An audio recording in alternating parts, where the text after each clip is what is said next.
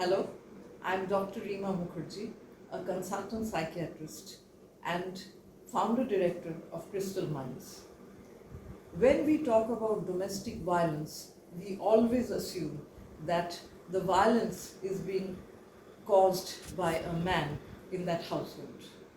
We seldom talk about women aggressors, but both men and women can be aggressive.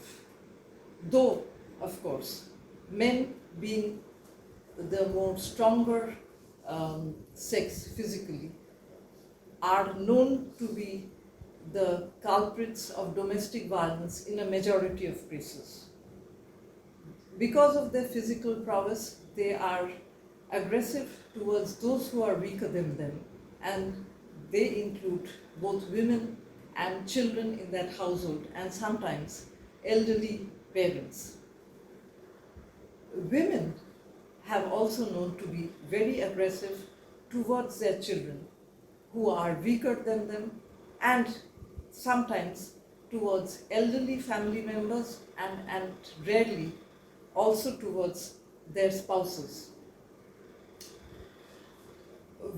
Aggression is a learned condition in a lot of times. Till recently, physical aggression and physical punishment was used on children as a means of disciplining them, both at home as well as in school. As a result, we have generations of both men and women who are pretty aggressive individuals. So, despite there being various laws and helplines, most of the aggressors or the victims do not report or take action against aggressors.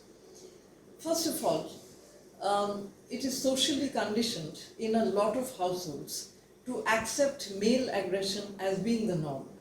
It is also accepted as women who beat up their children to be the norm, because this has been passed on through generations. But why do we want people to take some form of action? It is because any form of aggression in a family brings about a toxic environment and abusive relationships.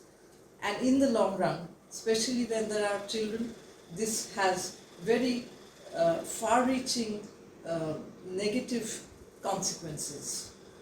And aggression is certainly one of them. So let us now talk about why people are reluctant to take any form of action. In the case of women, they are afraid to do so because they feel that if they take action, there is no one to support them, either emotionally or financially. And they have also been told that living a life of misery and being abused is quite all right, and it is acceptable. For men, they who are being beaten up by their wives refuse to take action in a lot of times because somewhere they are ashamed and feel that they will be perceived as being either weak or that they were not man enough to sort it out themselves. Not even asking you to primarily take legal action. I am primarily asking you to take action and not tolerate this aggressive environment because of the far-reaching consequences. You have a responsibility if you have young children, and just tolerating abuse and putting it across as sacrificing it for your happiness is not quite right. So I would ask you as a victim to seek help from mental health professionals. Even during this lockdown, they are available. They are doing online sessions. Please find out such mental health professionals and seek help.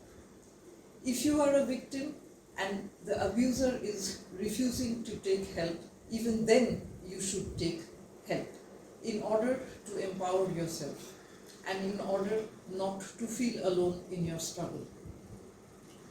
In certain cases, you must take action legally. When you are 100% sure that you will not go back to that scene of domestic violence or back to the abuser's family, you can take action. Because if you take action and you go back to the house where domestic violence was taking place, then things are only going to go worse. Secondly, take action if the abuser shows no remorse or guilt and feels that he or she is completely justified in showing aggressive behavior. Definitely take legal help when you or your children are at high risk. There is dangerous behavior which can be life-threatening. Do not wait any longer. When I talk about legal help, I talk about the police, I talk about lawyers, and I talk about the state commissions which provide help, which have helplines where you can even WhatsApp or email them if you do not want to make a call in the presence of the abuser.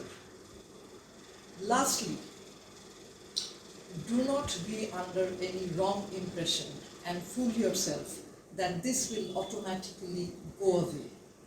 It will not.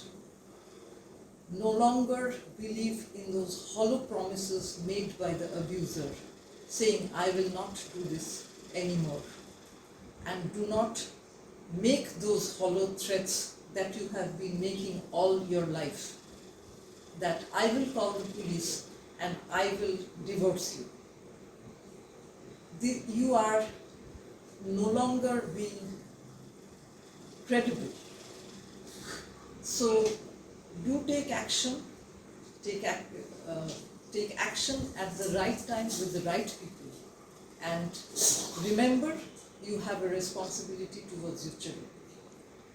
Stay safe and hope that this video will be of some help to you. Thank you.